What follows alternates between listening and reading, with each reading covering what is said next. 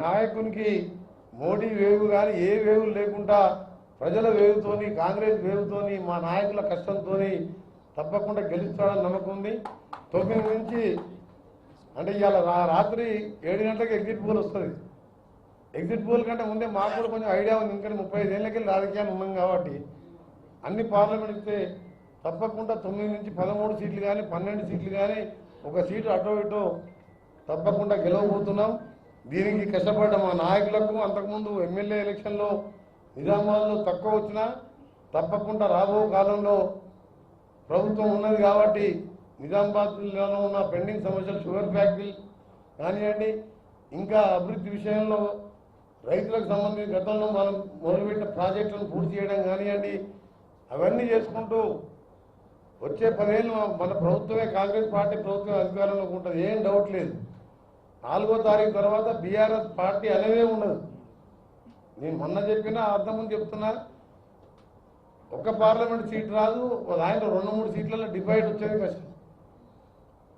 ఇకపోతే ఒక జాతీయ పార్టీగా ఉన్న వ్యక్తి మోడీ గారు, అమిత్ షా గారు ఏం చెప్పాలి? 10 ఏళ్ళు అధికారం ఉండి ఇన్ని ఉద్యోగాలు ఇచ్చినాం, ఇంతమంది అకౌంట్లలో 15 లక్షలు వేసినాం, ఇన్ని ఇండస్ట్రీలు తెచ్చినాం, మాకు ఓటేయమని అడగాలి. మేము ముస్లిం రిజర్వేషన్ తీసేస్తాం, మీరు కాంగ్రెస్ వాళ్ళు వస్తే రామాలయాన్ని కూలగొట్టేస్తారు, మళ్ళీ రాముని గుడారానికి పంపిస్తారు.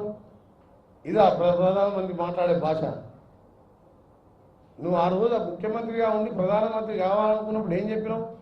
72 లక్షల కోట్లు విదేశీ బ్యాంకులలో నల్ల డబ్బు ఉన్నది, తీసుకొచ్చి ఒక్కొక్క భారతీయుని అకౌంట్లో, పేదవాని అకౌంట్లో 15 లక్షలు వేస్తా, మీరు అందరు అకౌంట్ ఓపెన్ చేసుకోండి అంటే 40 కోట్ల మంది అకౌంట్ ఓపెన్ చేసుకోండి.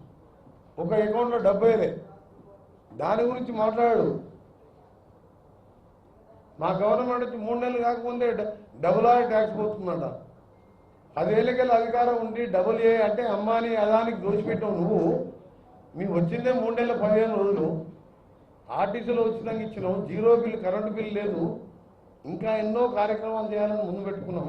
ఆ 2 నెలల ఎలక్షనే కూడా 2 నెలలు ఉన్నది.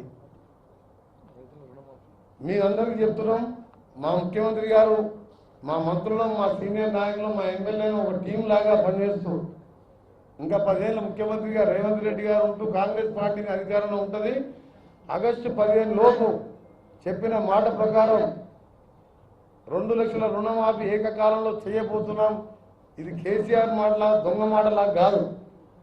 దళితుని ముఖ్యమంత్రి చేయకుండా మెడనరుకుంటా అని చెప్పి అసలు దొంగ మాటలు చెప్పాము. రైతుల మీద ప్రేమతో చెప్తున్నాం. ఆయన 1 లక్ష రుణమాఫీ అని చెప్పి ఏం చేసాడు? 6-7 బుక్కలు చేస్తే బ్యాంక్ కూడా ఒడ్డుకే పోయింది. అది నీ 10 ఏళ్ళు చూసిన ఎమ్మెల్యే, ఎంపీగా. ఇంతకుముందు ఎమ్మెల్యేలకు మంత్రులు అంటే ముఖ్యమంత్రికి గౌరవించేది తెలియదు.